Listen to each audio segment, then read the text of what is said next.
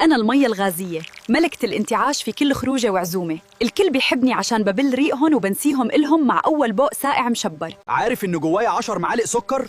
يعني بمجرد ما تشربني البنكرياس عندك بيعلن حالة الطوارئ عشان يلحق يظبط السكر اللي زاد فجأة. أول ما بلمس سنانك ببدأ رحلة تأكل المينا بفضل الأحماض اللي فيها، وبسيبك عرضة للتسوس والوجع اللي ملوش آخر ولا علاج. مش بس السنان، أنا بدخل على عظمك واسحب منه الكالسيوم عشان أعادل الحموضة، وبسيب عظمك ضعيف وممكن يتكسر من أقل خبطة. لو خايف على صحتك وبتحب جسمك اعمل لايك واشترك في القناة عشان تعرف أسرار تانية كتير عن اللي بتدخله جوه بطنك. الكبد عندك بيحتاس فيه لأنه بيضطر يحول كل السكر ده لدهون، والنتيجة كرش بيزيد ودهون على الكبد بتخلي حركتك تقيلة وصعبة. فاكر إني بهضم؟ ده وهم كبير. أنا بس بملى معدتك غازات بتعمل لك انتفاخ وعسر هضم، وبخليك تحس بتقل مش راحة خالص. الكافيين والسكر اللي فيها بيخلوا نومك طار، تلاقي نفسك سهران ومصدع وقلبك بيدق بسرعة كأنك كنت بتجري ماراثون وانت نايم.